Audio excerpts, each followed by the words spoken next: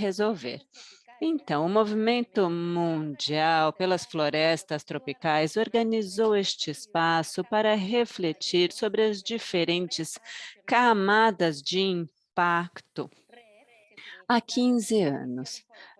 RED, redução de emissões por desmatamento, iniciou-se como política da ONU, predominante, principalmente para países tropicais. Portanto, esta atividade foi realizada hoje, há poucos dias do início da nova rodada de negociações da ONU. Devemos recordar que na ONU foi introduzida em nível internacional a lógica da compensação. Esta ideia errônea de que a poluição de um país em particular ou de um ator em particular pode ser compensada em outro lugar e por outros atores. Esta lógica permitiu que criminosos possam continuar com suas atividades de sempre, disfarçados de economia verde ou neutra em carbono. Esta lógica serviu como ferramenta para que o sistema capitalista que depende de combustíveis fósseis possa continuar. Rede, com soluções baseadas na natureza ou zero emissões, se baseia e depende dessa lógica, com o apoio de ajudas financeiras, de corporações, é claro, de organizações multilaterais como o Banco Mundial, entre outros. Muito pode ser dito sobre os fracassos dessa política que Rede trouxe para os territórios de floresta. Nós vamos analisar alguns nesta nossa reunião. Por enquanto, importa enfatizar como a narrativa que os proponentes da rede, durante esses 15 anos, insistiram em que as comunidades que vivem na floresta são culpados pelo desmatamento e que os projetos rede diminuiriam. E esse colonialismo permite estabelecer proibições às comunidades das florestas e povos indígenas. Estas restrições são sobre se eles podem ter acesso aos recursos, às terras e às florestas. Rede, então, não estabelece restrições à indústria do petróleo, da mineração, nem a de infraestrutura. A publicação lançada recentemente, WRM, 15 anos de rede, um mecanismo intrinsecamente corrupto, reúne 11 artigos sobre os perigos da rede. E um dos fios condutores da publicação é a ideia de que a rede se transformou numa causa subjacente da desapropriação dos povos da floresta e dos que dela dependem. Contamos aqui com a presença da maioria de autores e autoras da publicação, junto com outros convidados e convidadas, e temos muitas pessoas se unindo à nossa reunião. Para ter tempo suficiente, WRM preparou uma pergunta para cada convidado ou convidada que tem o difícil desafio de responder em 5 minutos, para podermos ter um intercâmbio final. Nós convidamos vocês a porem comentários no chat quando tiverem, e nós recolheremos comentários e perguntas para esse intercâmbio final. Y bueno, comenzamos entonces con los invitados y las invitadas. Y la primera en participar es Yuta. Começamos então com convidados e convidadas. A primeira seria a Juta, que ela é representante do secretariado do WRM. Yuta, podemos dizer a esta altura com segurança que a rede fracassou para resolver o desmatamento e degradação das florestas. Podemos dizer, inclusive, que intensificou a crise do clima, deixando intactas as causas do desmatamento. No entanto, no seu artigo da publicação, você argumenta que este argumento Este evidente fracasso é apenas uma parte da história desses 15 anos de rede. Por que você afirma que não foi apenas um fracasso e que ainda está se falando da rede na ONU, apesar do evidente fracasso ao alcançar os objetivos? Bom, obrigado, Joana. Obrigada, Joana. Deixa eu compartilhar minha tela aqui.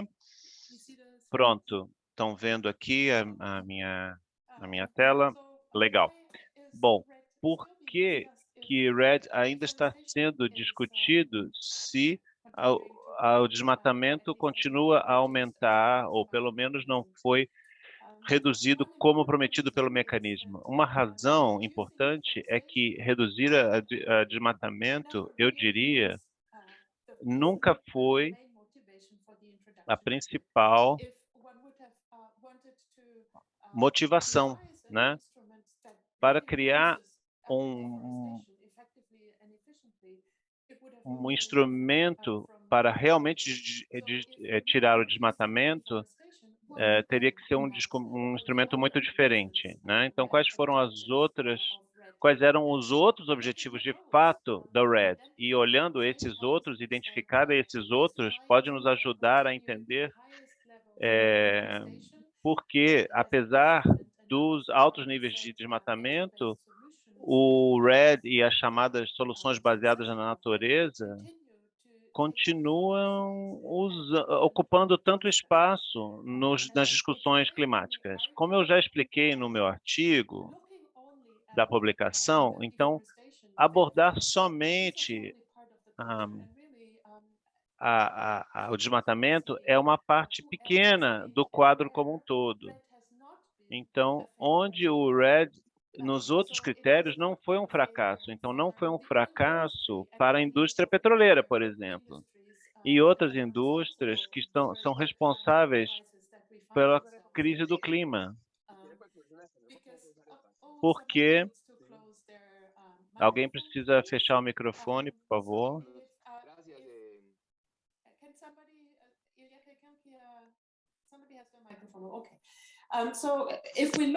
Então, se a gente aborda a questão de quem pode ter se beneficiado do RED, as mineradoras e as petroleiras estão entre os ganhadores, porque para eles o RED serviu como uma distração daquilo que deveria de fato estar sendo discutido não só em âmbito das conferências da ONU, mas na sociedade como um todo, que é como cortar a nossa dependência nos combustíveis fósseis e manter os combustíveis fósseis dentro da terra. Se a gente mantiver o carbono embaixo da terra,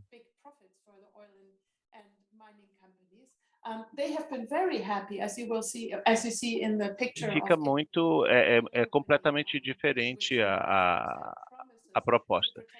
Então, existe essa ideia de focar a atenção e a atenção da ONU e das conferências, tirar a atenção do carbono que está embaixo da terra, que está sendo retirado na forma de carvão mineral, na forma de petróleo, né?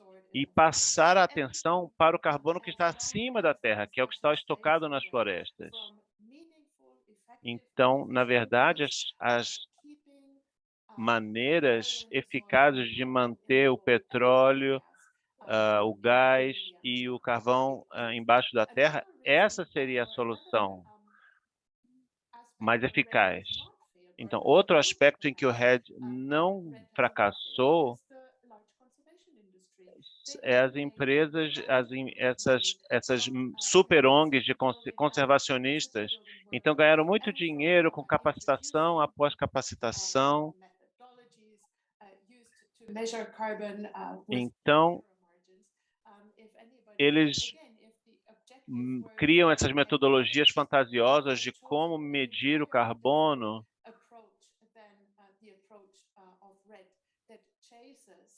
de maneiras totalmente não são maneiras totalmente equivocadas.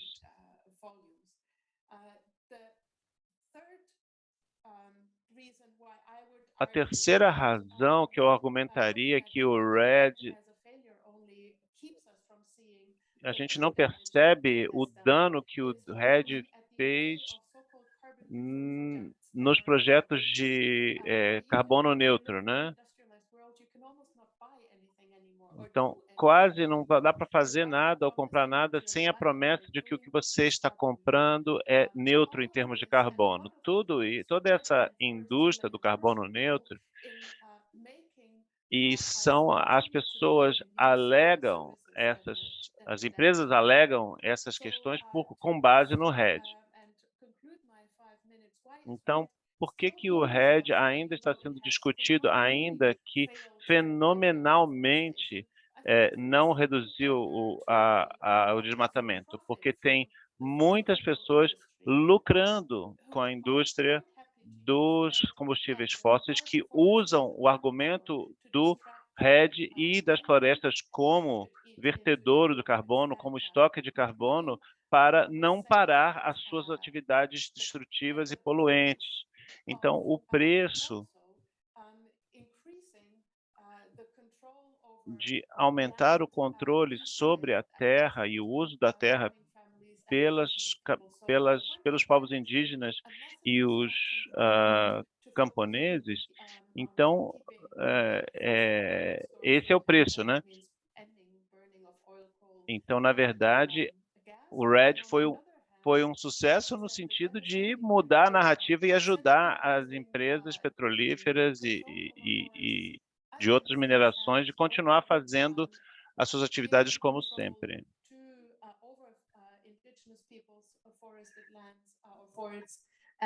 E isso implica passar o controle de terras de povos indígenas, povos tradicionais, e tirar o controle das comunidades locais e territoriais. Então, era esse o meu argumento. Sí, pero muchas gracias, Yuta.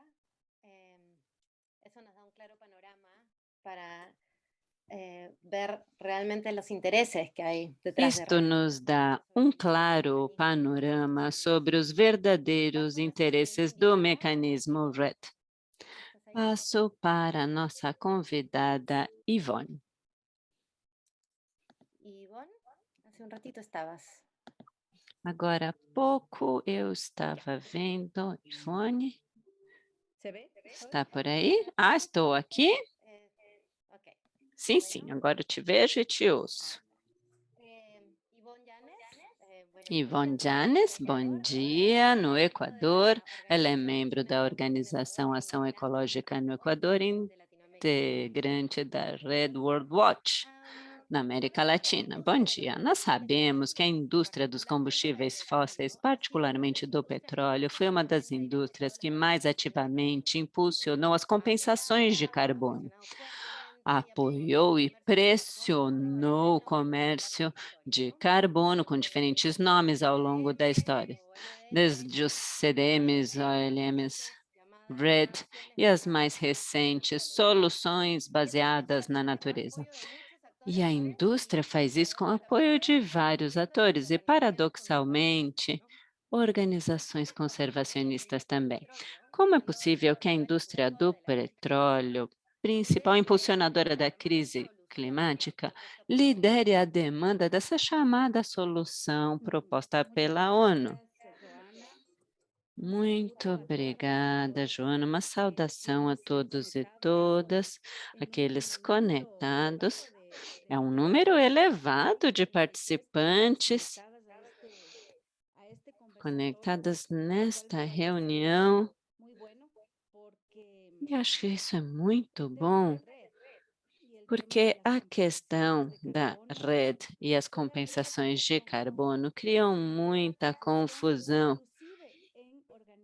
inclusive em organizações amigas, irmãs, que se opõem às atividades petroleiras e da mineração, que muitas vezes estão a favor desses tipos de mecanismos de mercado ou criados precisamente para poder continuar explorando petróleo, gás, carvão, minérios. Eu gostaria de começar dizendo, nos meus poucos minutos, que há quase 60 anos, sabe-se que a principal causa do aquecimento global são as emissões de CO2 provenientes da extração e consumo de combustíveis fósseis. E as primeiras a saber foram as empresas petroleiras. E existem vídeos, inclusive, de cientistas que trabalhavam para as empresas petrolíferas já há mais de 50 anos, que falavam do problema do aquecimento global. Então, o que nós também sabemos é que o capitalismo, como nós o conhecemos agora, a energia do capitalismo são precisamente os combustíveis fósseis. Os combustíveis fósseis como o carbono, petróleo, o gás. E justamente esses mecanismos dos quais estamos falando, de compensação de carbono como rede, e todas as outras formas que foram inventadas já há 25 anos, esses mecanismos de desenvolvimento limpo, o rede, todas essas soluções baseadas na natureza, e, obviamente, toda a institucionalidade das Nações Unidas, o PNUD, o PNUMA, o Sistema Financeiro Internacional e os outros, promoveram isso falsamente como sendo uma solução para enfrentar a mudança climática, mas, na verdade, nunca foi criado para enfrentar o aquecimento global, mas sim foi inventado justamente para continuar com o processo de extração e de consumo de combustíveis fósseis. Agora, é muito importante apontar que, quando se fala da indústria petroleira, nós não devemos pensar apenas nas empresas como o Shell, Texaco, Chevron, mas sim, quando falamos da indústria petroleira, está se falando mais de um capitalismo fóssil, ou seja, estamos falando de uma agricultura industrial consumidora de combustíveis fósseis e também emissora de outros gases de efeito estufa. Estamos falando de todo um aparelho industrial militar altamente consumidor de combustíveis fósseis e, obviamente, altamente emissor de combustíveis fósseis.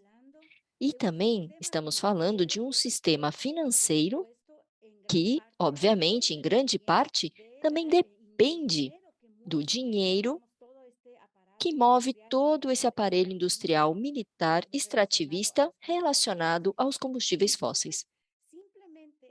Então, simplesmente, esses mecanismos, que não foram uma invenção necessariamente das petroleiras, nem das empresas mineradoras, mas sim uma criação dos capitalistas que queriam dizer que nós sabemos qual é o problema, mas nós não queremos solucioná-lo.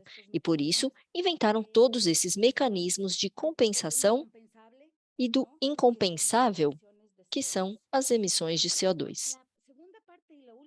A segunda e última parte da minha apresentação, eu gostaria de mencionar basicamente duas coisas. Em primeiro lugar, que nós precisamos evitar dizer que, apesar das negociações, da mudança climática, apesar desses mecanismos, o problema não foi solucionado com relação ao aumento das emissões de CO2 na atmosfera e a crise climática. Mas o que nós precisamos é nos referir sempre, não a apesar de que, e sim por que aconteceu isso, por que inventaram esses mecanismos, por que o sistema das Nações Unidas, com toda a sua infraestrutura, é por isso que as emissões de CO2 não foram detidas e continuam se expandindo.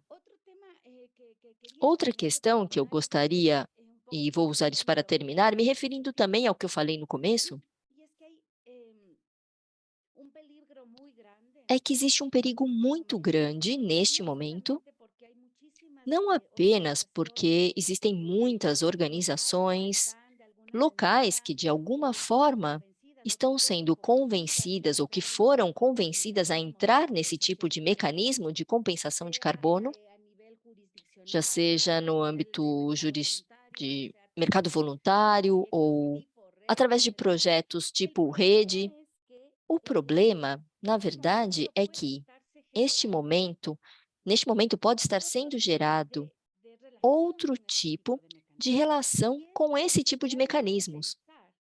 E é preciso realmente pensar que, não será que existe um mercado diretamente relacionado com as compensações de carbono?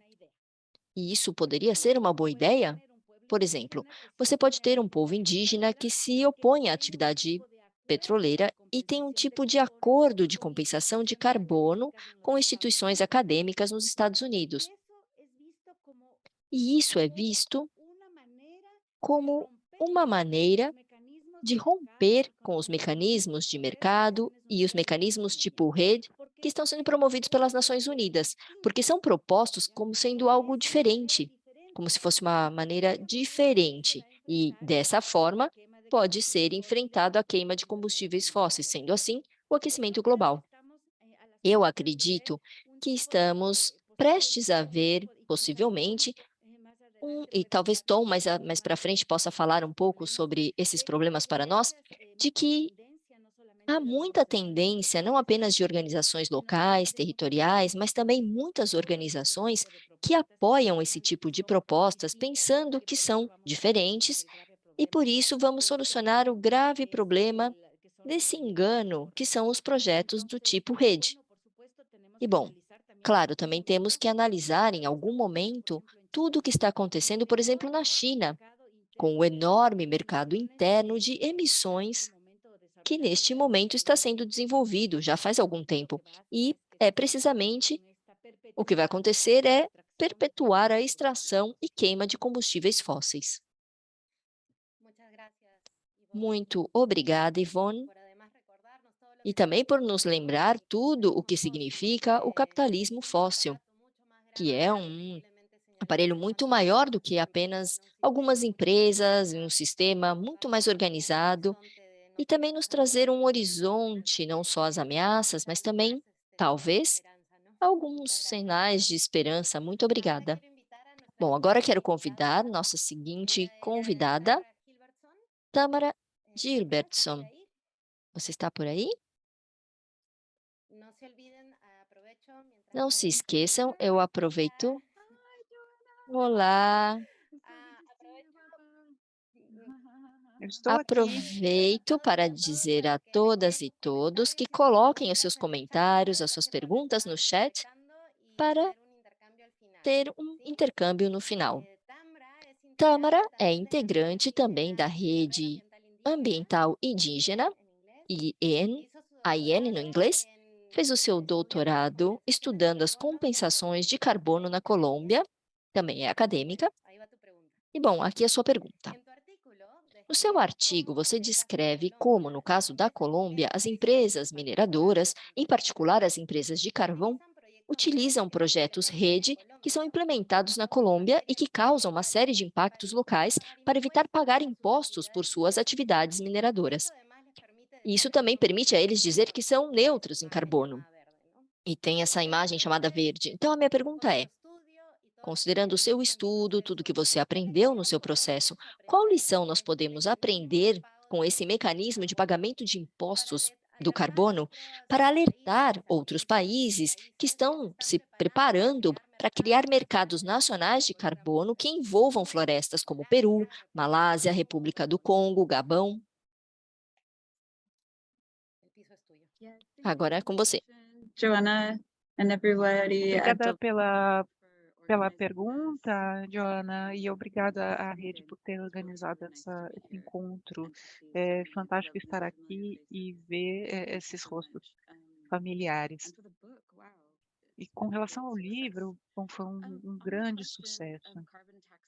Sobre a questão dos impostos sobre carbono, eu quero colocar isso com base numa discussão que nós já tivemos. Nós temos às vezes a gente fica pessoas muito defensivas que começam a gritar, perguntando, mas então qual é a solução de vocês? E o que eu vejo hoje como uma maneira de nos silenciar. E, de certo modo, nessa pergunta, as pessoas realmente rapidamente mudam isso para dizer, bom, então precisamos colocar impostos, temos que usar impostos sobre carbono. E talvez algumas dessas pessoas tenham boas intenções de início, mas não entendem como funcionam impostos. Então, nós fizemos um grande mergulho, o Tom e eu, há alguns anos atrás, olhando para os impostos sobre carbono e vários esquemas que existem no mundo com relação a isso, e vemos que países que criam impostos sobre emissões, combustíveis fósseis ou outros tipos de programas de impostos não conseguiram reduzir a extração, não impediu que se tirasse esses combustíveis do solo, e o argumento dos impostos é que se criamos impostos sobre as emissões de um combustível que já foi extraído e já está sendo consumido, já está lá fora, já está para fora, já está acontecendo. Então, tem alguns aspectos importantes. Primeiro, esses impostos sobre emissões de carbono eh, eh, e sobre os combustíveis não vão impedir a extração. Então, esse é um aspecto. Também verificamos que vários tipos de impostos, por exemplo, os que são repassados aos consumidores, né, ou afetam os salários, as indústrias não vão pagar, existem paraísos fiscais, a gente não é, então é um problema. Então, os impostos sobre carbono não vão realmente ter o impacto necessário para manter os combustíveis fósseis dentro do solo. E algo que eu queria desenvolver um pouco mais é como esses impostos em si sobre carbono terminam sendo uma espécie de primeiro passo para que os países eh, estabeleçam mercados de carbono. E acho que é muito importante enfocar, na minha pesquisa da Colômbia, eu vi isso, que a gente, aprofundando um pouco antes de entrar no exemplo da Colômbia, eu queria dizer que qualquer tipo de impostos não são criadas para impedir a acumulação capitalista, não são criadas para afetar o capital, e sim para continuar, para dar continuidade a ele.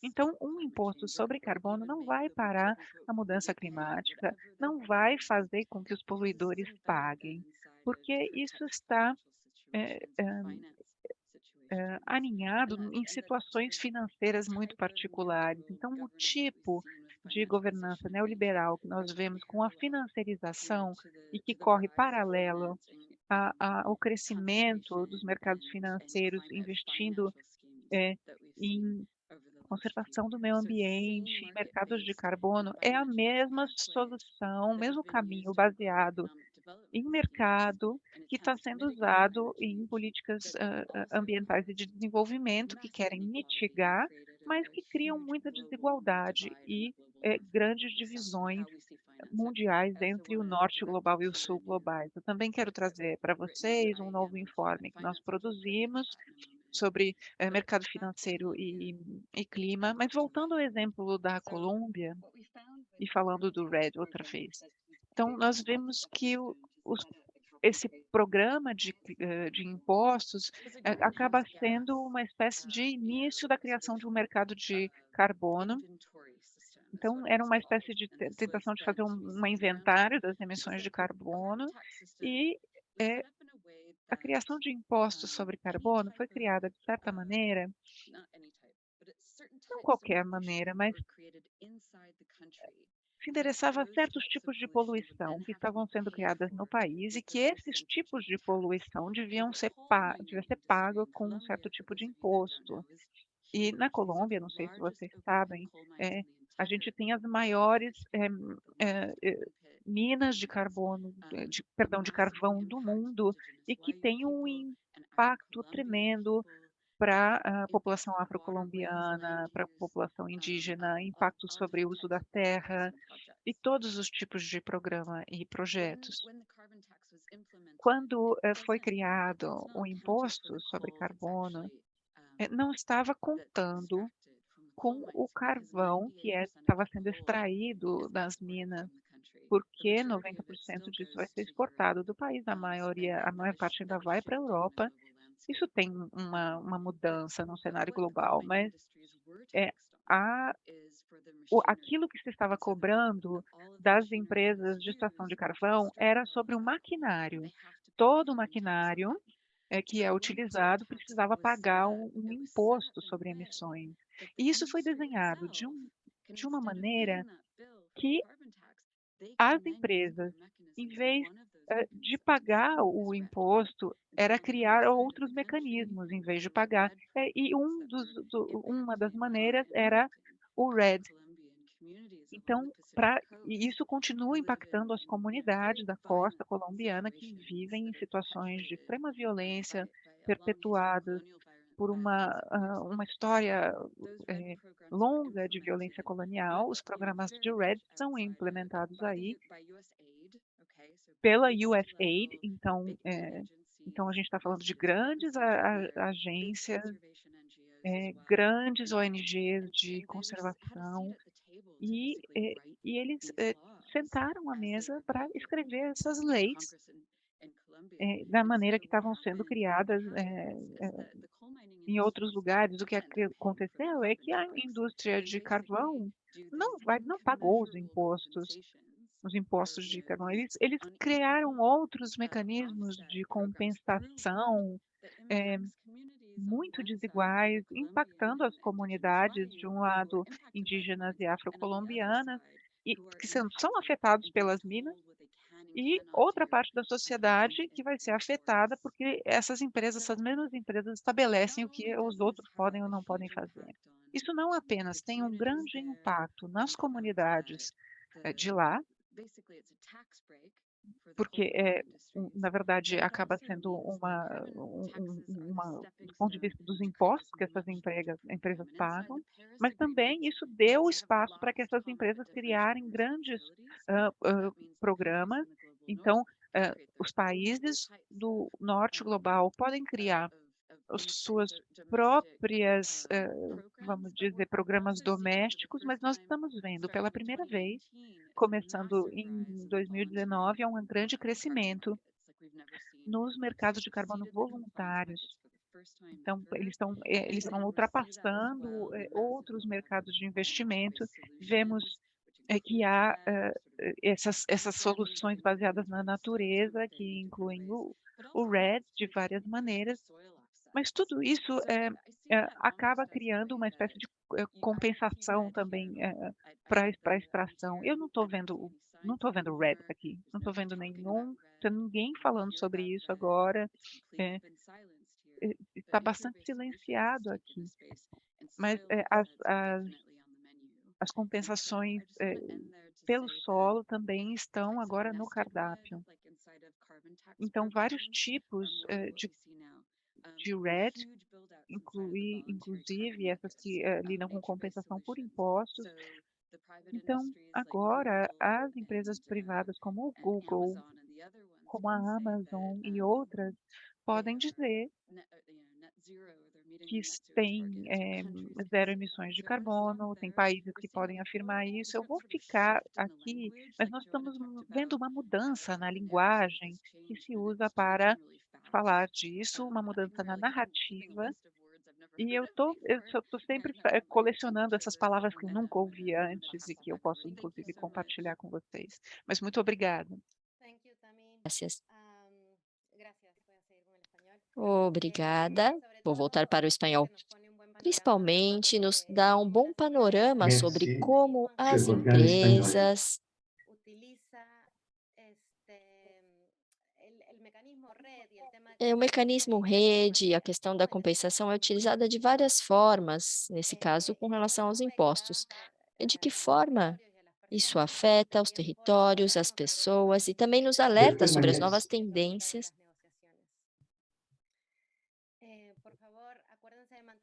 Lembrem de fechar os microfones e escrevam no chat os seus comentários. Bom, vamos continuar com o próximo convidado. Diego, você está por aí? Olá, bom dia, Joana. Eu estou por aqui, sim. O Diego é da Sensat, Amigos da Terra, Colômbia. Ahora nos vemos. E aqui nos vemos agora. Buenos días también por allá.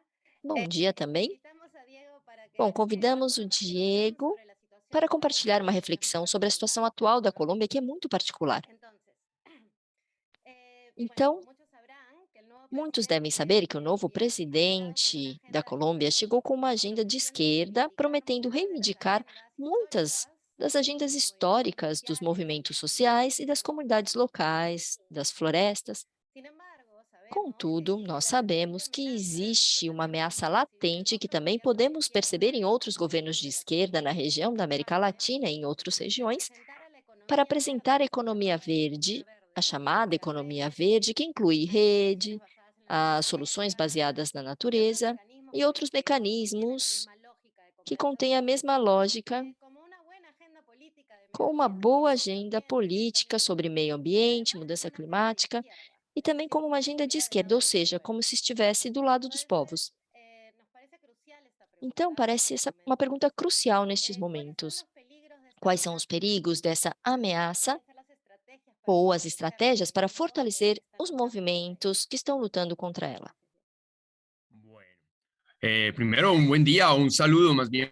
Muito bem, primeiramente uma saudação, bom dia, boa tarde, boa noite para todos, todas. Eu estou muito contente de estar aqui, é muito inspirador ver que tem tantas pessoas interessadas, né, no nosso tema.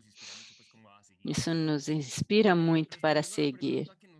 Respondendo à pergunta da Joana, eu queria começar por uma coisa que pode parecer uma generalidade. Quais são as ameaças? Eu estou compartilhando a minha tela, vocês enxergam? Nós preparamos esta intervenção conjuntamente com as companheiras e nós pensamos muito sobre a pergunta e queríamos mostrar este comunicado feito pela Autoridade Ambiental da Amazônia colombiana, divertindo aos povos indígenas e comunidades locais da Amazônia em 2019 sobre ONGs ou empresas que estão no território gerindo projetos de compra ou venda de carbono, projetos tipo rede, que nós sabemos que mudou muitas vezes de nome depois de todos os escândalos, denúncias. Eles não dizem especificamente rede agora, eles falam de compras de bônus de carbono, de títulos de carbono, como se eles fossem pagos com caixas de oxigênio. Não há conhecimento de quem sejam essas empresas ou ONGs, mas mostram que há enganos feitos às populações que não podem ser reguladas pela legislação colombiana quando é perguntado ao Ministério do Meio Ambiente, Ministério Público. Com os contratos, todos dizem que é um negócio privado entre particulares, que está na Bolsa de Valores e não é possível de regular nenhum ministério, nenhuma autoridade. Então, as comunidades que assinaram como particulares ficam à mercê do que o mercado, as empresas ou as ONGs impuseram. Eu sei que deve estar com letra pequena aqui, mas a última linha diz: recomendamos às comunidades rurais que se abstenham de entregar documentos, dinheiro ou outra informação solicitada por tais organizações até não terem certeza de sua veracidade. Passaram muitos anos, vários destes comunicados, mas as comunidades continuam sendo enganadas. Mercado voluntário aumentando por milhares de hectares e o risco é que nós já advertimos isso em 2007, quando começamos a analisar isso, nós e todas as organizações que investigam o tema se expressam na Colômbia. queria mostrar justamente esta publicação da semana passada, uma pesquisa feita por Andrés Bermúdez, que já fez várias publicações. Esta é da semana passada, 26 de outubro, e diz o território dos jaguares de Jurupari, dividido por um projeto de títulos de carbono. Um grupo de pesquisadores e pesquisadoras publicou um projeto com vários povos, no qual acontece o mesmo que em tantos territórios, comunidades em que os líderes são cooptados, sempre é um homem, ou poucos homens, nunca é uma mulher. Eles conseguem assinar um contrato com essa pessoa ou com poucas pessoas. Existe uma divisão comunitária, porque os povos indígenas demandam perante a Suprema Corte. O contrato fica anulado, eles não foram consultados, não houve aplicação de nenhum processo legítimo de consulta, explicando à população o que o projeto implicaria, com todas as ameaças que conhecemos, que temos. A divisão comunitária e a desterritorialização é o que esse tipo de programas trazem. Pode até chegar dinheiro para as pessoas, mas as pessoas vão ter que sair das suas terras, vão para um lugar onde não podem plantar, eles passam para fora do seu território e recebem ou ficam esperando o dinheiro que possa chegar. Na Colômbia, na maioria dos casos, não chegou, ou não chega em forma de dinheiro. Nós tínhamos advertido previamente isto, há anos, inclusive. Quais são os riscos políticos para o país que seriam agravantes? Primeiro, é a possibilidade de alterar a agenda e as prioridades dos movimentos sociais. Ou seja, este governo que teve alta votação, então tem legitimidade política, não só outorgada pelos indivíduos que votaram, mas também por movimentos que respaldaram essa proposta, reconhecendo que as propostas do governo possam ser positivas e é preciso respaldá-las. Entre essas propostas está salvar a Amazônia, mediante a economia verde, especificamente o mercado de carbono. Temos uma proposta bem explícita de vender mais títulos de carbono, mas isso é muito problemático, porque um governo que se apresenta como progressista está propondo isto, contra o qual a gente resistiu por décadas, é um caso grave. E também há pouca análise, pouca difusão, há pessoas envolvidas, fomentam, apresentam como algo bom, diz que conserva a floresta, o território, e a população acredita nisso. Dizem que trará benefícios para os povos e as comunidades.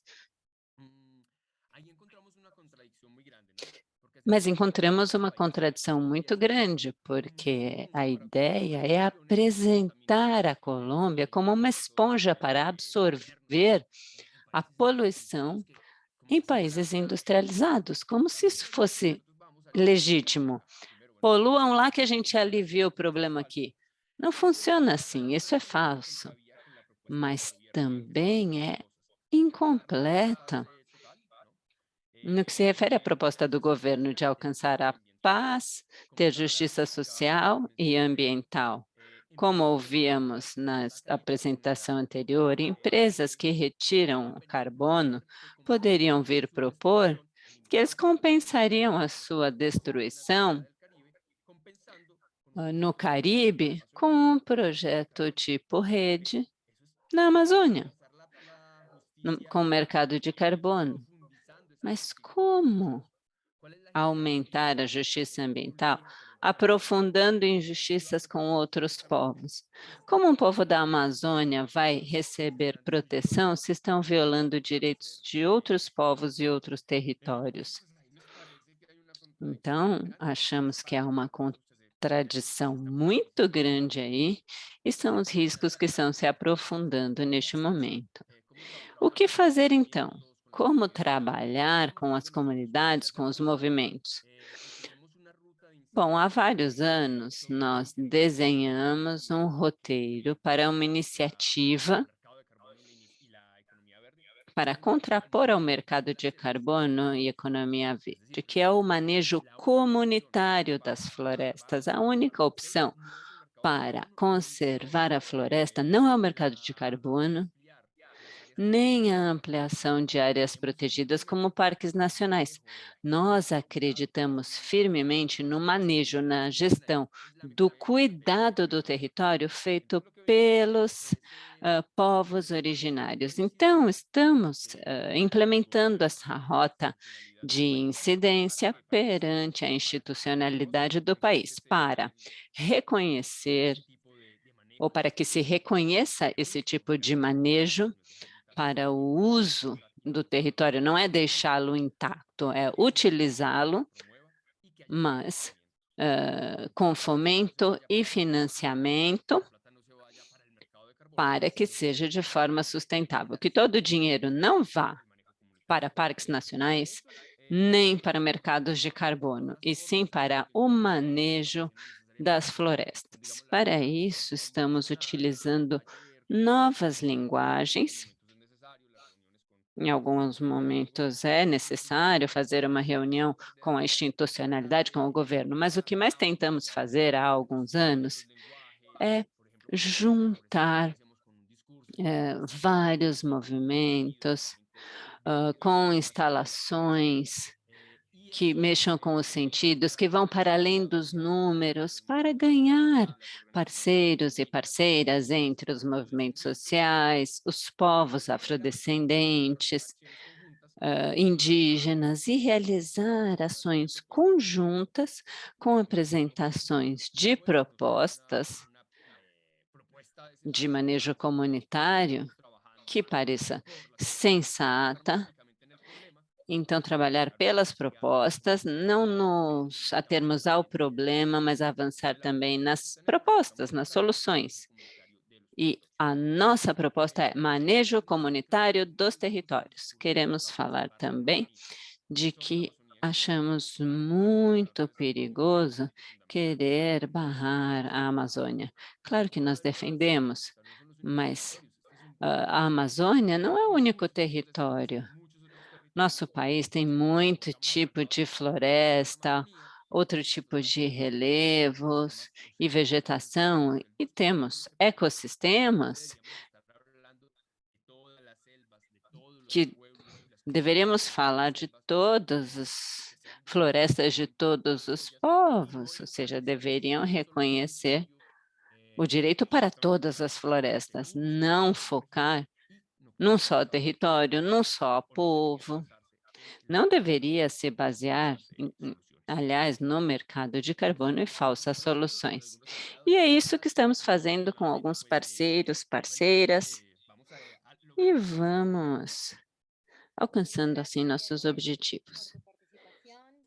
Muito obrigada, Diego, pela sua participação, por nos dar este panorama sobre os desafios tão fortes e novos que aparecem na Colômbia com um novo presidente chamado de progressista. Bom, agora se você parar de compartilhar a sua tela, nós vamos dar sequência. Sim, eu estou tentando. Enquanto isso, lembramos a todas e todos não esquecerem de manter os microfones fechados, e nós contamos com interpretação simultânea em português, espanhol, inglês e francês. Vocês escolhem o seu idioma clicando no globinho de interpretação na barra do Zoom ou nos 3 pontinhos do celular. Nós vamos agora dar as boas-vindas ao nosso seguinte convidado. Aviso para os tradutores e tradutoras que estão mudando um pouquinho a ordem aqui que tínhamos estabelecido. Os ajustes internos. Eu vou apresentar o Tom agora. Oi, Tom. Tom Goldtooth, da Rede Ambiental Indígena, AIEN, em inglês, da América do Norte. Bem-vindo, Tom, boa tarde. No seu artigo da publicação, com o que você contribuiu, você explica quantas ONGs conservacionistas internacionais verificam compensações de carbono, bem como a introdução da linguagem, por exemplo, os programas de distribuição de benefícios, as certificações, salvaguardas, participação, entre outros, afetam a unidade dos povos indígenas e prejudicam a solidariedade em vários níveis. Por que isto acontece e como podemos fortalecer a solidariedade? Obrigada. Obrigado pela pergunta. É uma questão muito importante, especialmente para aliados e ONGs que têm esse foco ambiental, ou até as conservacionistas. Muitas falam comigo e dizem que estão confusas, porque quando a nossa rede indígena ambientalista e outros povos indígenas do sul e do norte global, quando a gente faz intervenções, por exemplo, aqui na ONU, né, na COP, na Conferência das Partes, né, quando a gente faz intervenções, a gente rejeita o mercado de carbono, os mecanismos do mercado de carbono, a gente denuncia como soluções falsas, né? A gente também rejeita essas soluções, entre aspas, técnicas, né? Geoengenharia e tal. E, ultimamente, a gente tem denunciado mais esses mecanismos de financiamento, né? E eles nos perguntam, por que vocês são contra? E a gente responde que é um sistema falso. Tudo que a gente vê aqui na COP é essa ideia de adaptação e mitigação e uma estratégia financista, né, baseada em falsas soluções. Estão investindo, né, nessas falsas soluções. E quem está investindo? É isso que a gente busca descobrir, né? Então, por exemplo, o Banco Mundial dá milhões de dólares para entidades intermediárias no sul global, e isso dificulta muito a questão educativa, né, de informar as comunidades de base, por exemplo, na Amazônia, em outras áreas de floresta, porque já foram convencidas de que participar no REDD Plus, e além dessa nova marca, que é as soluções baseadas na natureza, foram convencidas de que são mecanismos que trarão dinheiro. E também foram convencidas, muitas dessas comunidades, de que é uma maneira de fortalecer suas lutas para obter um título de propriedade às suas terras. E nós fizemos muita análise desses planos de mitigação e adaptação há muitos anos. Alguns de vocês devem se lembrar disso. Essa ideia que nós criamos, né, essa campanha com uma arte visual que era o RED com uma linha vermelha, assim, ou seja, proibido, né? Somos contra. E Isso foi um desastre, porque nós produzimos centenas de milhares dessas plaquinhas e isso foi um desastre para as mega ONGs conservacionistas, porque seja WWF, The Nature Conservancy, são várias, né? Mas também os programas da ONU, né? Os países como Noruega, Alemanha, que têm feito muitos investimentos nessa área, e a gente, como uma indústria, como uma organização indígena pequena, a gente causou muito dano, porque a gente quer, na verdade, educar os povos indígenas e os povos não indígenas também, as comunidades territoriais, locais, sobre a verdade dessas falsas soluções. Nós precisamos de a gente está aqui, né, numa sala grande, um centro de convenções, um monte de pessoas que estão capacitadas a entrar nas nossas comunidades entre aspas, capacitá-las, né? Então, para a gente, nós temos esse grande desafio, por exemplo, lá o dono da Amazon, Jeff Bezos, criou um fundo gigantesco e passaram de cara 100 milhões de dólares para as super ONGs, que são essas ONGs que defendem os mecanismos de mercado, as soluções baseadas na natureza, elas se beneficiaram e, ao mesmo tempo, nós estamos aqui lutando como povos indígenas e organizações aliadas, pequenas entidades de base na comunidade, nós temos lutando para fazer uma contranarrativa, né? Porque esse movimento de planos financiados pelas mega empresas, pelas super ONGs, na verdade estão espalhando mentiras, né? No norte, nos Estados Unidos, nós estamos lutando contra essas promessas milionárias, né? Porque estão sendo pressionadas a assinar contratos de comunidades, assinar contratos de 90 anos de duração, às vezes, dizendo vocês vão ter benefícios. Eles fazem essa linguagem do benefit sharing, né, da compartilhamento dos benefícios.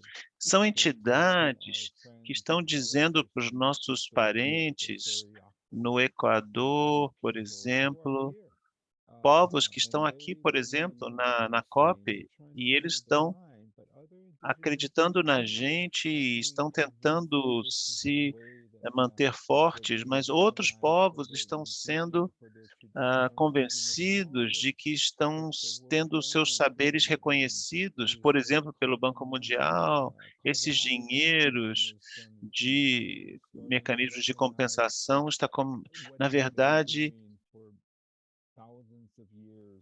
está começando a reconhecer que existe um valor na proteção das florestas, esse dinheiro é um reconhecimento, e isso é muito difícil da gente confrontar, né? Da gente desafiar intelectualmente com as nossas esforços educativos. Estamos aqui em Sharm el-Sheikh, no Egito, estamos com vários representantes sábios aqui da delegação do América do Norte, também do Brasil, da APIB.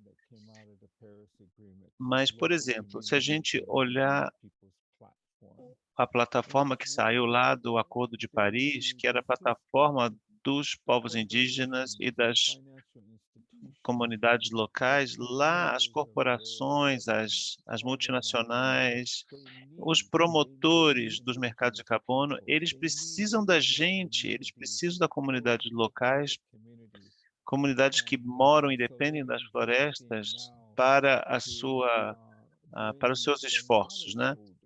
Então, agora eles estão investindo para trazer os saberes, os detentores dos saberes tradicionais. Então, agora criaram esse novo vocabulário, né? Knowledge holders, né? Detentores dos saberes. Isso tudo são esforços de cooptação dos nossos povos indígenas, seja do norte, seja do sul, estão tentando rachar a gente, né? Dividir a gente. Tem alguns parentes nossos indígenas que estão sendo prometidos milhões de dólares e o mesmo está acontecendo na América do Norte. Então, como a gente constrói a solidariedade, né? Essa é a questão central. Então, quando a gente fala de salvaguardas, e aqui nós temos um advogado que fala que não existe garantia nenhuma. Se um Estado nacional viola as comunidades locais, sejam elas indígenas ou não, quem vai processar, quem vai responsabilizar o Estado, né? Vai haver um tribunal ambiental global? Não. Também as violações territoriais, da integridade territorial da Mãe Terra e do Pai Céu para confrontar esse capitalismo climático. Não. Bom, nós temos uma rede ambiental de indígenas, nós vamos conversar com os nossos parentes aqui que estão criando essa iniciativa das águas amazônicas, né? Eu perguntei para uma dessas super ONGs, né? A União Internacional, de Conservação. Eu perguntei para eles, quem vai financiar essa iniciativa das águas? É o Estado equatoriano? E eu estou vendo que é um mecanismo compensatório, mas eles têm muito cuidado com a linguagem que usam e para criar confusão entre nós. Eles falam de uma terminologia que é o Debt for Nature Swap, ou seja, uma troca de dívida por natureza. Então, eu acho que a Ivone falou da China, né? Eu não sou nenhum especialista, mas eu já estive no Equador e eu vi que o Equador tem uma dívida nacional com a China. Eu não sei o pano de fundo, mas os pagamentos têm a ver com concessões de petróleo. Então, eu me pergunto qual é o vínculo que acontece nos bastidores, né? E os nossos parentes indígenas lá não estão conscientes, não estão participando dessas conversas. Nós vemos aqui, tem gente que eu conheço há anos e anos na luta por direitos dos povos indígenas, a gente está sendo dividido, a gente não sai mais para compartilhar o alimento, para fazer refeições juntos, por causa desses esforços de nos dividir. Então, são estratégias das super ONGs conservacionistas e das instituições financeiras, os traders, os corretores, né? Nós sabemos, e os governos também, é claro, eles sabem que estão nos dividindo nossos povos, nossas comunidades, não se importam, não se preocupam conosco, no fundo, e só querem implementar os seus esquemas de mercado. Então, qual é a narrativa que nós estamos tendo que enfrentar aqui? É essa ideia de soluções baseadas da natureza. Eles cooptaram até a nossa narrativa, né? Então, usam essa coisa da reconexão das pessoas com a natureza. Até nossos aliados dizem: vocês têm lutado para isso há anos, vocês querem que o mundo se reconecte com a natureza. Então, qual é o problema das soluções baseadas na natureza, né? Querem trazer a natureza de volta para o centro do palco da sociedade humana, harmonia com a natureza, desenvolvimento ecológico. Esses são os termos, eles usam a palavra holístico. Qual é aquela palavra que eles usam? Do bem viver, falam do bem viver também. então manipulam os termos. Então a gente tem que ser muito afiado, a gente tem que ser muito esperto para desenvolver estratégias de solidariedade, mantenha a solidariedade. Nossos aliados não indígenas também estão sendo divididos. Então eu agradeço a todos e todas. Obrigada por essa contribuição tão importante e crucial de colocar um pouco, de dar ênfase a camadas tão profundas e danosas desse mecanismo sobre os povos indígenas e, principalmente, todos os atores que estão apoiando as suas lutas. E também obrigada por destacar a importância da linguagem, eu acho que isso também é fundamental. Precisamos destacar como isso divide, como isso confunde. Muito obrigada, Tom. Bom, agora eu quero convidar o nosso próximo convidado. Vamos dar a palavra para Izudin, da Indonésia. Você está por aí?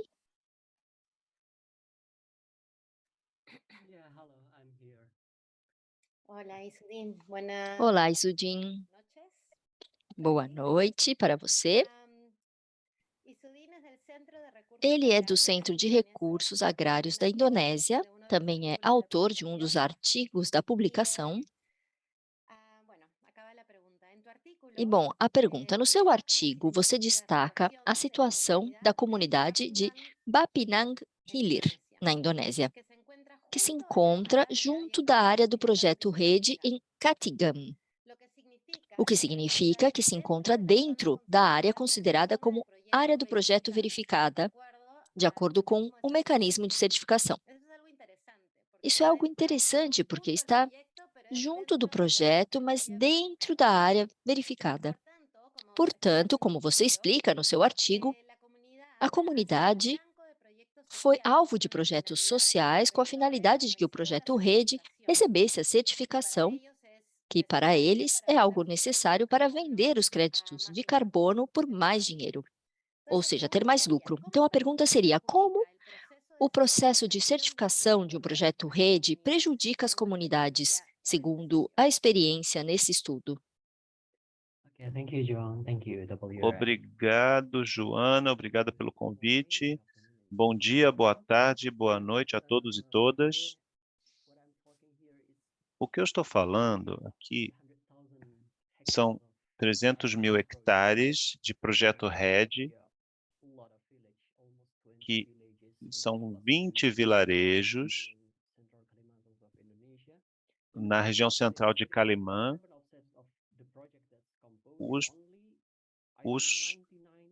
São 99% de RED e 0,1% só de plantio, né? Então, o principal tarefa é só controlar as pessoas, inclusive prender pessoas que saem da área com produtos florestais, né? Isso é um grande fardo para a população. Então, a gente precisa falar dos mecanismos da Conferência de Glasgow, né, da COP de Glasgow.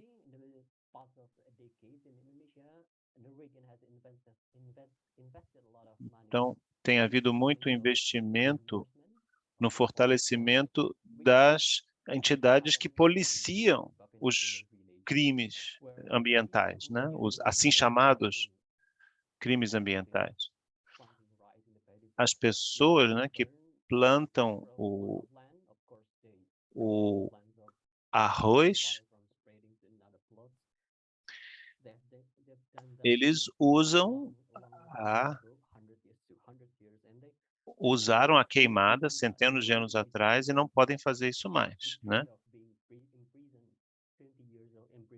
Porque agora você abrir uma área para plantar, você pode pegar penas de prisão e multas altíssimas. Então, os agricultores estão usando cada vez mais defensivos, agrotóxicos, né? E alguns estão sendo obrigados a deixar suas terras, abandonar as terras.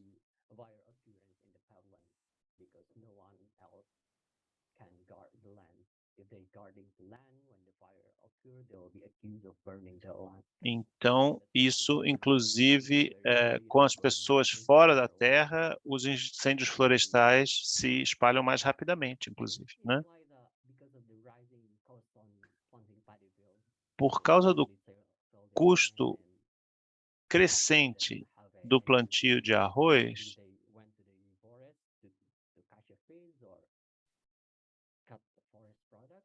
isso está forçando as pessoas a entrar nas áreas de floresta e tentar obter algum sustento com produtos florestais. Mas aí elas se abrem a punições.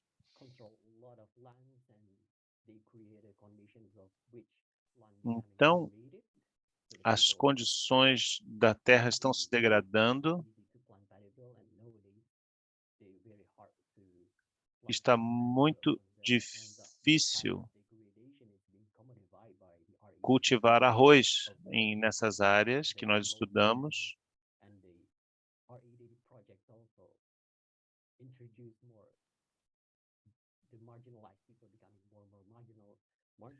Ou seja, os já marginalizados estão ficando ainda mais marginalizados.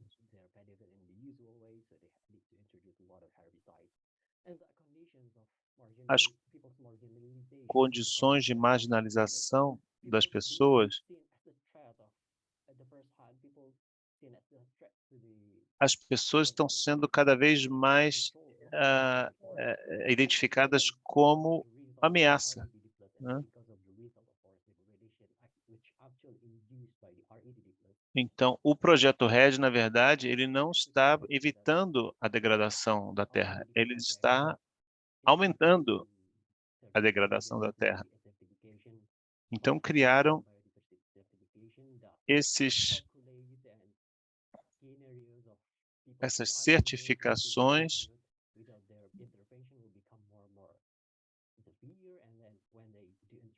e estão, de fato, dificultando o bem-estar, a capacidade das pessoas se sustentarem.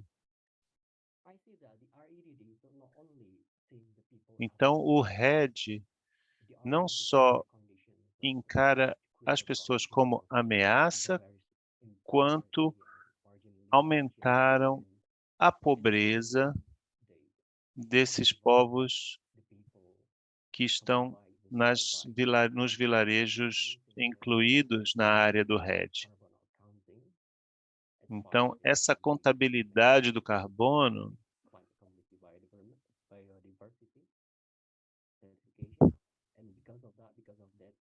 por causa dessa certificação,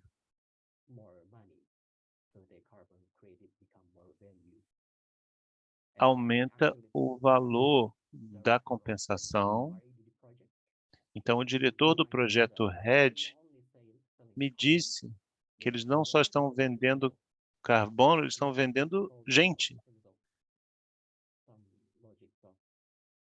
Essa é a lógica. É o enriquecimento, é o desenvolvimento. Esse é a realidade que a gente vê nessa região. Obrigada, Isudin, pela participação. É devastador ouvir todos esses impactos tão profundos, que são diretos e também muito indiretos, como você disse. Por um lado está toda a violência direta que a população está sujeita, e também essas formas indiretas de controlar a sua maneira de viver, a sua subsistência, inclusive a sua cultura e as suas vidas. Muito obrigada. Agora eu gostaria de convidar o próximo convidado, Nasako. Você está com a gente?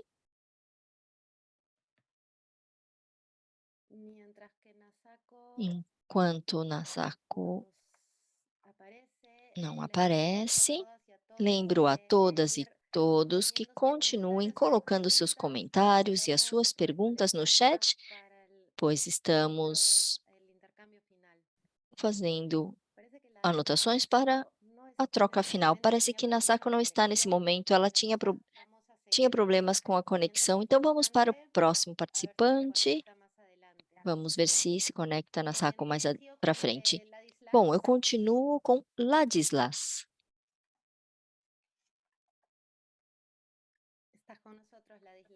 Ladislas está conosco? Parece que eu te vi faz um minuto. Oui, je suis là. Hola, Je Ladislas. suis là. Olá, Ladislas. Como está? Vous m'entendez bien? Sim, escuto bem. Você D'accord. Merci. L'occasion pour moi déjà de saluer. Obrigada, essa ocasião para mim de saudar a todos e agradecer a organização desse encontro que fala dos 15 anos da Rede. E falando da Rede, evidentemente, no Gabão, nós temos um projeto que fala da Rede, mas um projeto que não dá o seu nome em momento algum. Os promotores desse projeto, que se chama Grande Mayumbá, evocaram o nome do RED. Fala-se de turismo, fala-se de exploração das florestas, fala-se de agroindústria, mas o nome de RED não é pronunciado. Onde isso acontece? Isso acontece numa zona de parque nacional, o Parque Nacional de Mayumba, particularmente, que é um parque do Gabão criado em 2002, ao mesmo tempo que uma rede de 13 parques nacionais que protegem por volta de 11% do território terrestre e marítimo do país. Mayumba é aproximadamente 5.000 habitantes. A imagem do país, a cidade de Mayumbá tem uma mestiçagem linguística e cultural. Encontramos ali, portanto, populações originárias dos países vizinhos, como dos países da África do Oeste, que exercem comércio. Eu disse que se tratava de uma zona onde há um parque nacional, 20 anos depois da criação do Parque Marinho de Mayumbá. É a desilusão total para a população dessa comunidade, que não pode mais aproveitar das suas riquezas, as riquezas oriundas das lagunas e do Oceano Atlântico que margeia a cidade. As populações, e particularmente os agricultores e pescadores, são vítimas de várias restrições. Os pescadores são proibidos de pescar na costa marítima. A comunidade não consegue mais pescar ostras e, portanto, temos um ataque à soberania alimentar. Tenho a sorte de provir dessa localidade e nós crescemos consumindo ostras e hoje não é absolutamente mais possível consumir ostras na localidade de Mayumbá por conta da forte política de conservação que foi instalada. Os agricultores não têm mais acesso às florestas concedidas aos promotores das florestas e aos promotores do carbono. Então, esse é um calvário para as populações dessas pequenas cidades, enquanto que esse parque nacional, que tinha por vocação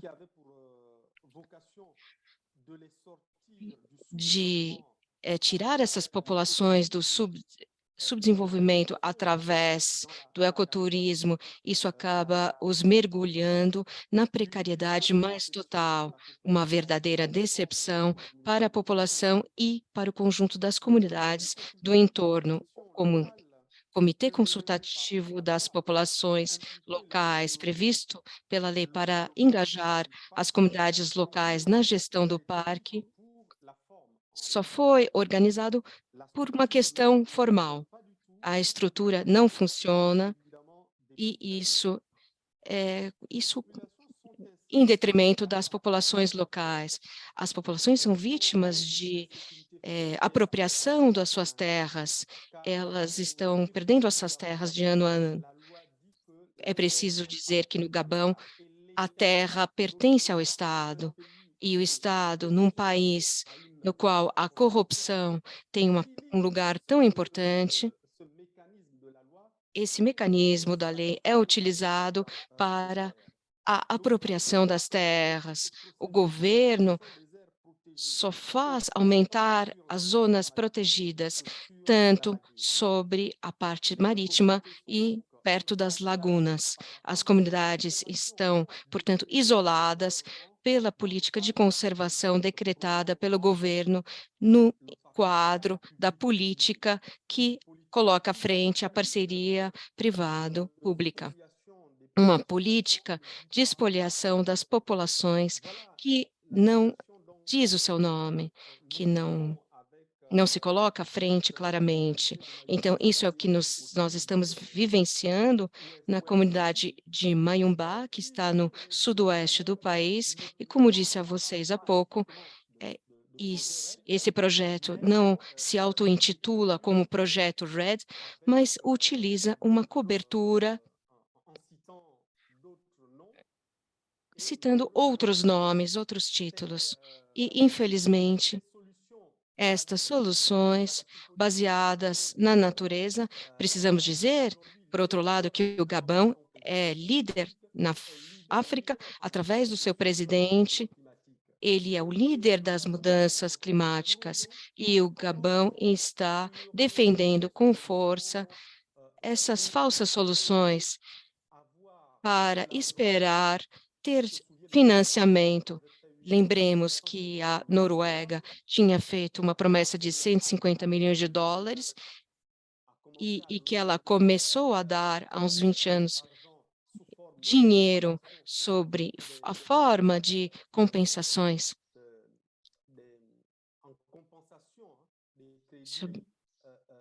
Na verdade, eram compensações de crédito carbono. É uma situação bastante difícil essa que nós vivenciamos. Então, com a corrupção, com a má governança, as comunidades são as verdadeiras vítimas e irão sofrer com essa nova política do crédito de carbono.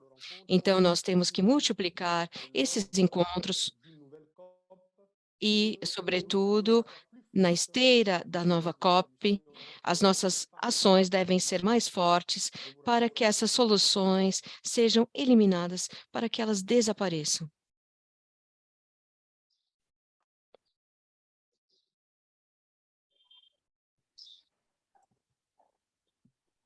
Muchas gracias, Ladislas, por tu contribución.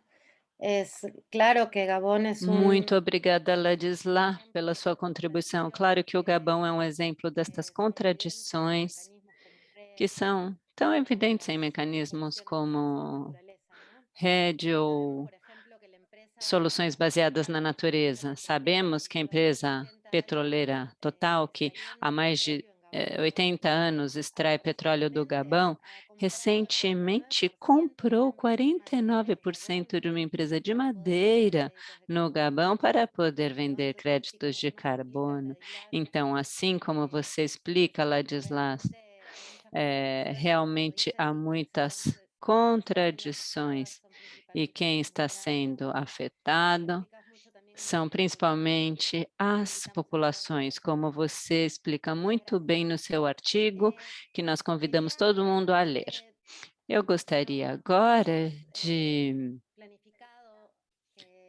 Bem, nós tínhamos planejado que Dercy Teles, do Brasil, estivesse conosco agora para fazer uma contribuição na nossa reunião. Ela é militante do Sindicato de Trabalhadores Rurais de Japuri, Acre, Brasil, um dos estados que foi modelo, entre aspas, da economia verde.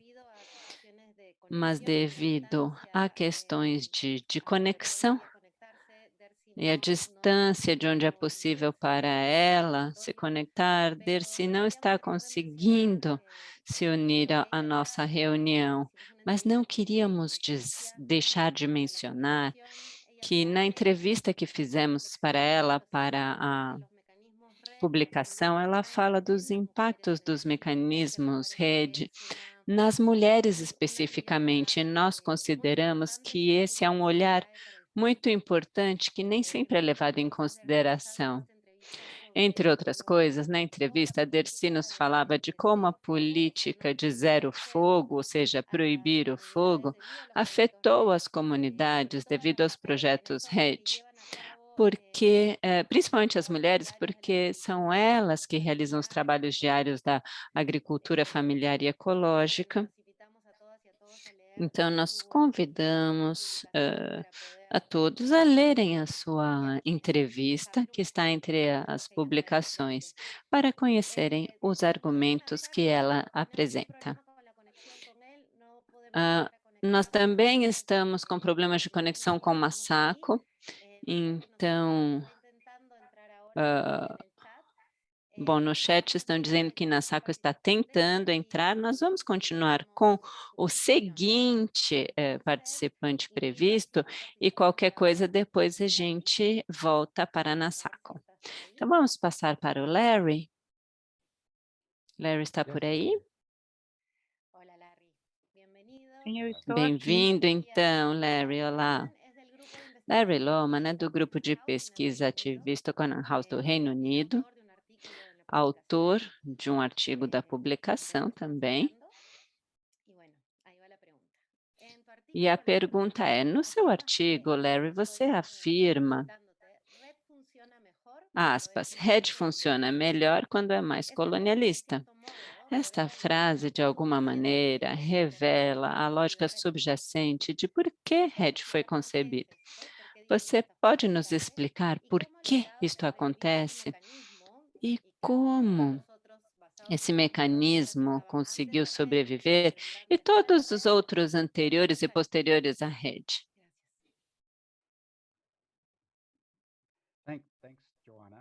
Obrigado, Joana. É muito bom estar aqui. É uma questão importante falar de RED e colonialismo. O RED sempre foi assombrado pelo seu colonialismo.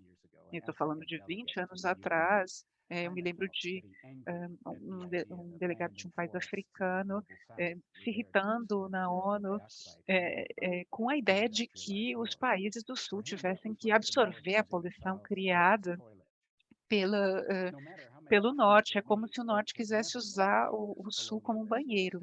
Isso nunca foi superado, esse aspecto colonial, porque a lógica econômica do RED é tornar mais barato para as empresas continuar os seus negócios concorrentes, em vez de mudar. Então, o Sul Global nunca vai ganhar muito dinheiro com o RED, porque isso seria contra o próprio princípio. Mas isso vai além da apropriação de terras. Cada vez que se tenta reformar os programas de RED, mais isso se torna colonialista. Porque em vez de consumir, de parar de consumir combustíveis fósseis, o RED permite que as empresas estão salvando, que elas digam que estão salvando as florestas e levam crédito, literalmente, por não fazer nenhuma mudança. Isso exige que eles garantam que ninguém mais leve os créditos por salvar as florestas. Se as pessoas nas empresas quiserem manter os seus empregos, eles precisam provar que apenas o RED permite salvar as florestas. Eles precisam ignorar as ações de movimentos sociais, de ONGs, ninguém mais pode fazer isso.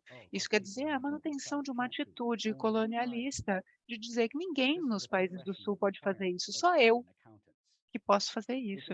Essa é a postura. Os contadores de créditos de RED não apenas querem levar o crédito por salvar as florestas, eles querem saber exatamente quanto eles vão ganhar, porque eles têm que quantificar, mostrar exatamente quanto combustível fóssil eles vão poder queimar tendo comprado esses créditos. Então, no Sul, não apenas os agentes vão parecer incapazes de agir sem esse dinheiro do RED, eles também precisam se mostrar capazes de serem previstos em termos estatísticos dentro dos projetos de RED. Então, isso precisa ser quantificado. Algumas das críticas pensam que o problema é a previsão do que aconteceria sem o RED, se esses cálculos são precisos ou não. Mas o problema de tentarmos tornar os cálculos mais precisos é que a única maneira de fazer isso é fazer com que as pessoas, as populações do Sul sejam mais passivas e mais que se possa prever melhor as ações delas. Então, nós estamos falando de novo do mito colonialista de que os nativos são menos do que animais, que não têm iniciativa livre, que não têm um futuro próprio, que não têm um futuro que possam construir por si mesmos. É por isso que o colonialismo e no RED não é só a toma-grilagem de terra. Estamos falando de exigências matemáticas, estatísticas envolvidas no RED. Quanto mais isso for preciso, quanto mais eles quiserem tornar isso preciso, mais colonialista a coisa vai ser. O RED sobrevive porque os críticos pedem mais precisão, sem perceber que, fazendo isso, também estão pedindo mais colonialismo. Obrigada. Muchas gracias, Larry, por poner tan directo y claro la relación entre Obrigada por propor ou explicar de forma tão direta e clara a relação entre colonialismo e carbono, permitindo que adaptemos as nossas estruturas mentais para isso. Obrigada. Acredito que Nasako não está conseguindo entrar mesmo, ela entrou e caiu, mas se der certo, alguém me avisa e a gente promove a sua participação. Mas, por enquanto, eu tenho algumas perguntas de vocês que eu posso compartilhar. A gente acabou ficando com um pouco mais de tempo. Vamos aos poucos, não sei se todas estão conectados ainda. Vou começar com 2 ou 3 e depois a gente continua. Tem uma pergunta dirigida a Yvonne. Ela está conectada ainda? Parece que não.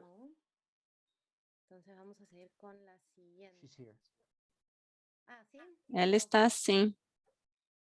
Ah, ok, Yvonne. Ah, agora sim. Desculpa, eu não te vi entre tantas pessoas. Não, eu saí um segundo para beber água. Você repete a pergunta para mim? Não, eu nem li ainda. A pergunta é, por que a tensão ou foco na mudança climática e não na perda de biodiversidade? Por que o foco só na mudança climática? E explicar um pouquinho mais o que significa a mudança de dívida por natureza, que Tom mencionou, falando do Equador. Ah, Nasako entrou? Ah, só um instante, Yvonne. Parece que Nasako chegou. Só para terminar com as apresentações, depois a gente volta para as perguntas. Nasako está aqui? Vamos ver se a gente consegue.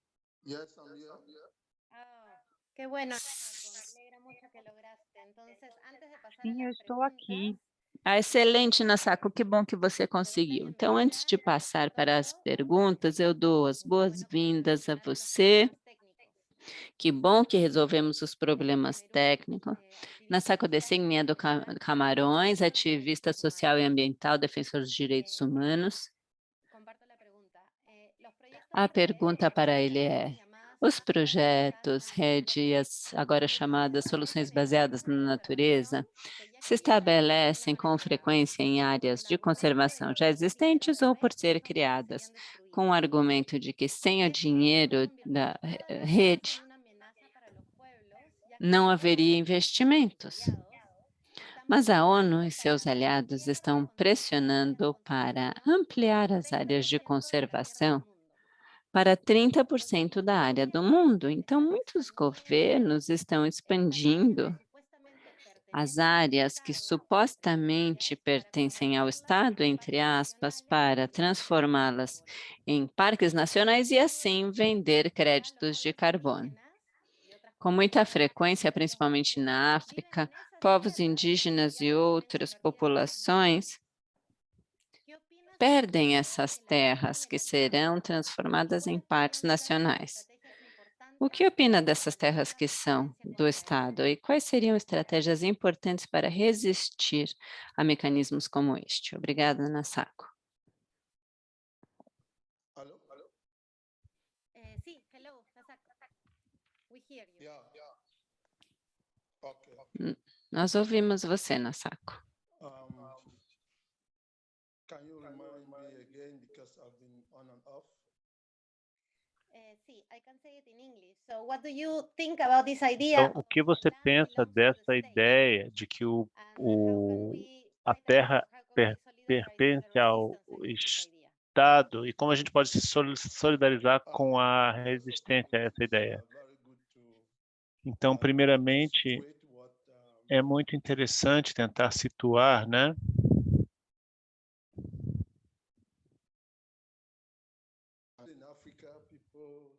Que na África,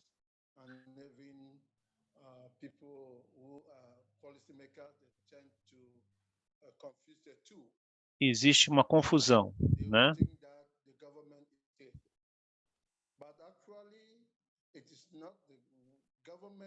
O governo precisa representar e legislar para as pessoas numa área geográfica, mas ao longo do tempo, por causa de recursos e pessoas querendo ganhar dinheiro, eles enfrentam essa questão. O Estado não é o governo, não é a mesma coisa. O Estado é feito de diferentes elementos e o mais importante é o povo, né? Não existe Estado sem o povo e não existe povo sem terra, né?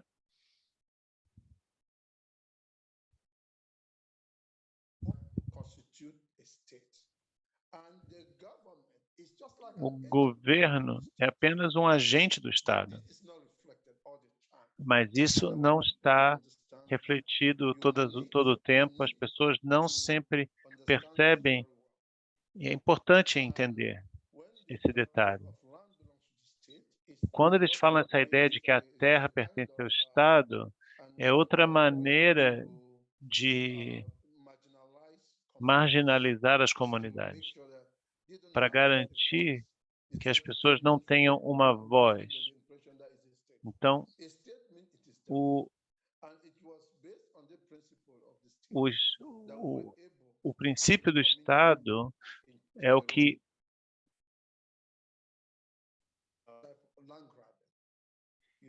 essa ideia está facilitando a grilagem, basicamente. Houve uma conferência aqui em âmbito nacional, em Camarões, e houve muitos ministros lá. Então, a Constituição diz que a terra não usada pertence ao Estado. E o governo não é o Estado. O governo é guardião das terras estatais, né? Ou seja, a terra estatal não pode ser dada a um país vizinho, certo? Pertence ao Estado.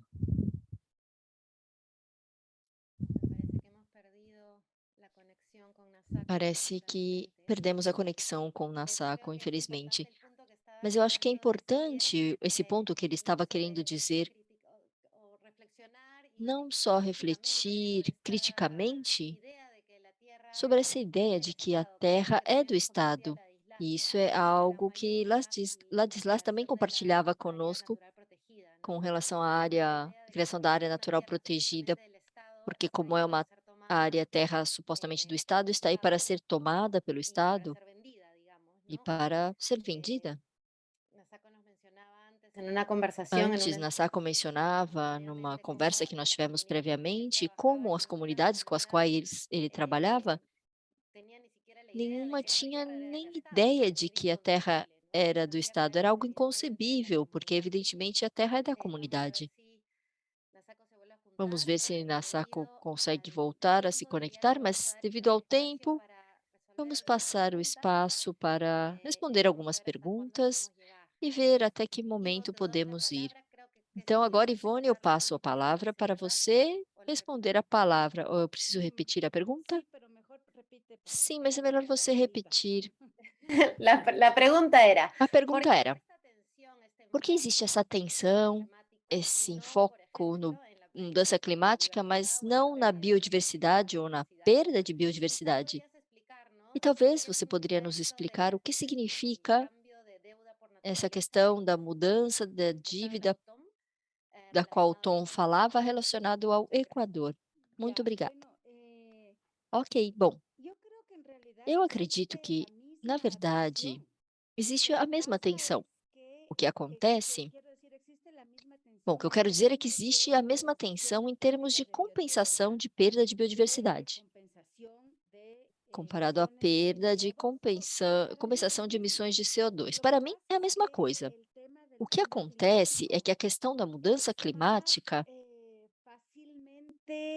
é mais facilmente vendível, pensando que amanhã todos vamos morrer. Com essa questão catastrófica da mudança climática, é mais fácil vender a ideia de que as falsas soluções são as respostas para a mudança climática. No caso da perda de biodiversidade, não falam tanto em tom catastrófico. É exatamente a mesma coisa no final. Eu acredito que o mercado de compensação de perda de biodiversidade nasceu inclusive antes do que o mercado de carbono, ou seja, nasceu nos Estados Unidos nos anos 70, se eu não estou enganada. Então, existe a mesma tensão, existe o mesmo mecanismo e está, obviamente, relacionado, porque agora o que querem fazer é juntar tudo, como Camila Moreno falou muito bem, com a métrica do carbono. As unidades da biodiversidade serão medidas em termos de carbono equivalente, provavelmente. Ou, inclusive, os Objetivos de Desenvolvimento Sustentável, os ODS, também serão medidos, provavelmente, com a métrica do carbono, ou seja, se uma comunidade é deslocada e é compensada com unidades de carbono equivalente. Isso é uma loucura. Mas existe a mesma tensão. E eu acho que sim, é uma questão que é preciso falar mais sobre essa questão da perda de biodiversidade, da compensação em termos sociais, junto com a mudança climática. E com relação à dívida pela natureza, bom, faz uns 30 anos no Equador que houve uma mudança de dívida pela natureza e todos os processos que aconteciam na América Latina, como na Costa Rica, onde se cria um fundo com o qual é financiado um projeto de conservação. O que acontece agora com essa nova onda de projetos, de troca de dívida pela natureza, está acontecendo em muitos países, na Argentina, acho que no Peru também, na América Central. O que querem fazer agora é vincular isso à financeirização da natureza, que são os projetos de compensação ou de serviços ambientais. Por exemplo, no caso concreto do Equador, o que o governo anunciou na COP26 em Glasgow é que, junto com outros países da América Central, primeiro vão ampliar a área protegida de Galápagos, mas vai ser feito um corredor com outros países da América Central. E o que eles querem é criar um fundo de um fideicomisso através do que é conhecido como troca de dívida por natureza, que não é uma condenação da dívida. Não se trata de um cancelamento da dívida, mas o Equador simplesmente, em vez de pagar os credores, cria um fundo de fideicomisso com um dinheiro que alguns investidores dão, porque não são doadores, eles são investidores para esse fundo. E com isso, vai proteger a área de Galápagos e outras mais. Mas, pesquisando, quem está por trás disso tudo são investidores de bônus de carbono azul. Então, existe essa troca de dívida, é vendido por um custo maior da dívida, e também querem fazer negócio através do mercado de bônus azuis, através desses investidores, e com isso eu quero terminar.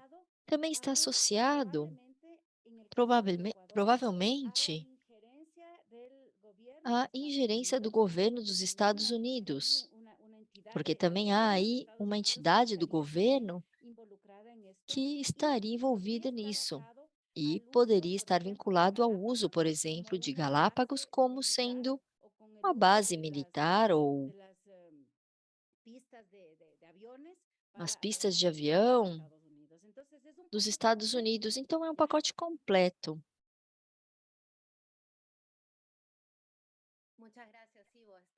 Obrigada, Ivone. É realmente incrível tantas implicâncias que isso pode ter, e isso está acontecendo em vários países, não? Ver em quantas regiões, não só na América Latina, não só na África e na Ásia, e também alertar nos territórios. Bom, vejamos outra pergunta que nós temos, e infelizmente não podemos abordar a quantidade de comentários muito ricos e perguntas que estão fazendo no chat. Estamos tentando ver algumas que estão relacionadas para poder ter um intercâmbio final.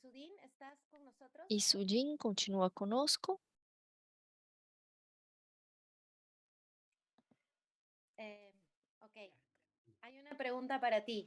Há uma pergunta para você. A pergunta está em inglês.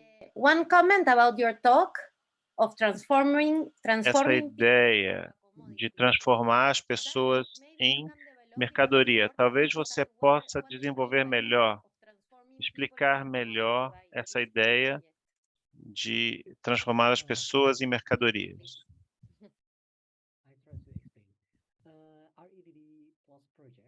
O projeto RED Plus,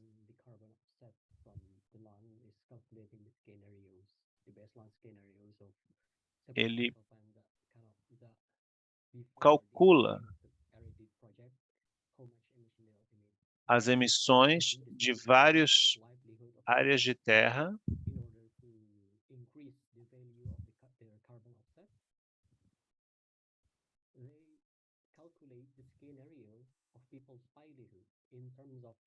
calculam o que as pessoas fazem, qual é seu nível de educação, a degradação que elas causam,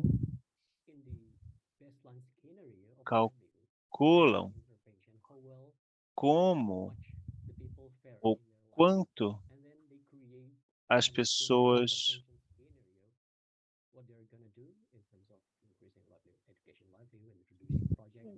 criam vários cenários, né? Ou como as pessoas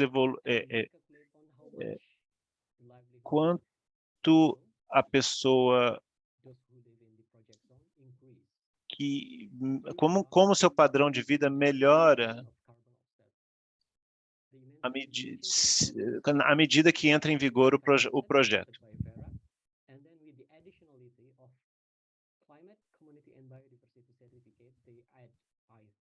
Então, acrescentam, com a certificação da região,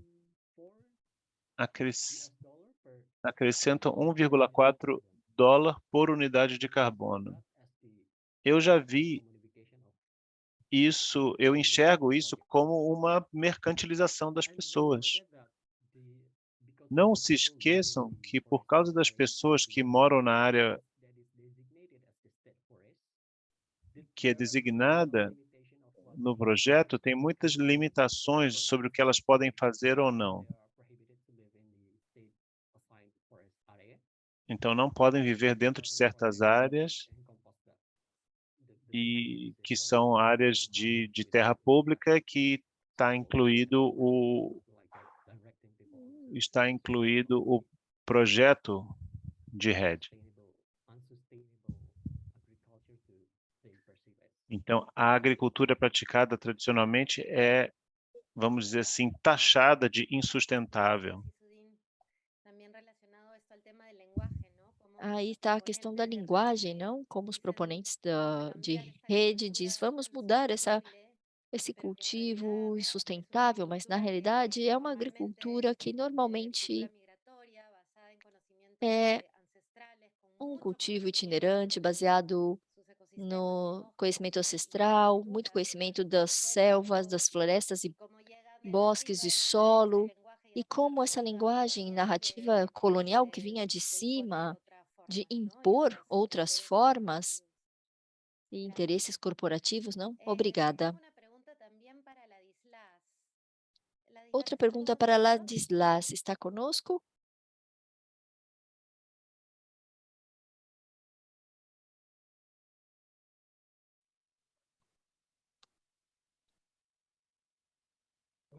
Ladislas, creo que sí estás. Ladislas, eu acho que está sim. Eu tenho uma pergunta para você, Ladislas. Eu vou falar em inglês porque a pergunta está em inglês. Então, um comentário que a República Democrática do Congo é líder, né? Já tem uma legislação relativa ao RED. Em que sentido você acha que o Gabão está se propondo a ser um novo líder na questão das políticas de clima?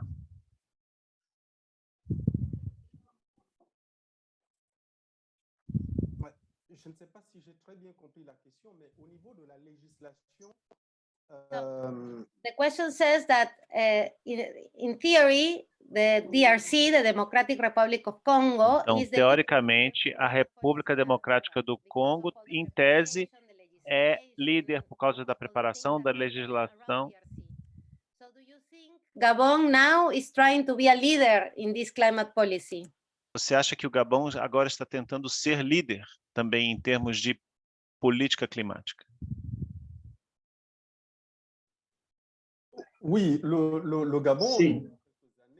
O Gabão, há alguns anos,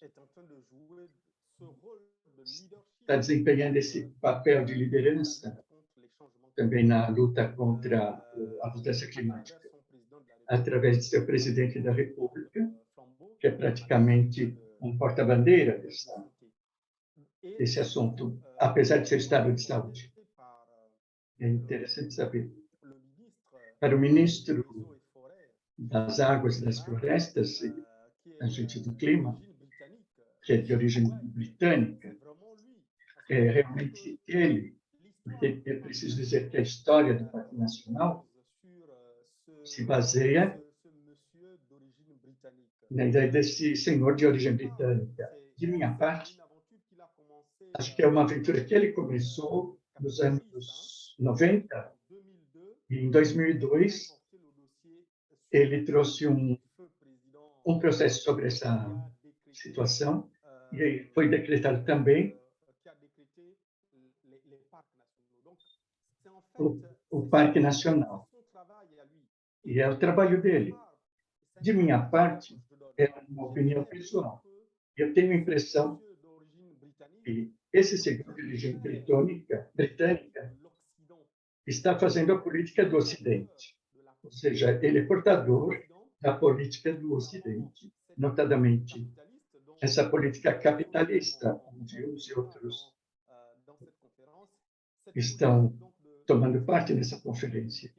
Então, essa ideia capitalista que ele está trazendo num país como o Gabão, para o país como o Gabão, onde nós estávamos numa situação intermediária, mas, na verdade, o Gabão é um país onde a pobreza, a precariedade está sempre presente. Então, o trabalho que ele traz, eu vou dar como exemplo, já há 2 anos, mais está tendo uma revisão do estado florestal, da situação florestal.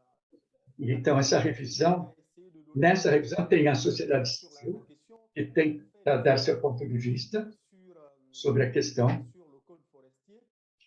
e para participar do Código Florestal, mas isso ficou bloqueado, porque, por enquanto, eu acho que ele quer absolutamente fazer integrar essa noção sobre a mudança climática e sobre o RED. Ele quer incluir tudo isso dentro desse código, para que, evidentemente, essa política se instale totalmente. E, como eu disse antes, em detrimento das populações, em detrimento das comunidades locais, que são realmente espoliadas em suas terras. Hoje, a mudança climática é um negócio do governo, da República. Ele se faz, então, realmente líder dessa luta no continente, no mundo até. Eu digo, a Noruega é privilegiada hoje no Gabão. Ela começa a fazer financiamentos, dar compensações. Então, essa é um pouco a situação. E nós tememos que, justamente, esses aspectos se encaixem totalmente na lei do Gabão, e acaba sendo visto assim pela população, que não tem nem uma noção dessa noção de forma global, da mudança climática global, e ainda menos da RED, dos projetos RED. São muitas coisas que isso faz muito mal, porque são discussões que se passam em alto nível, mas embaixo, na base, as comunidades não sabem nada disso.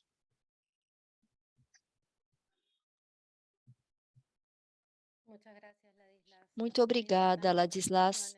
Uma reflexão muito importante a sua, Obrigado.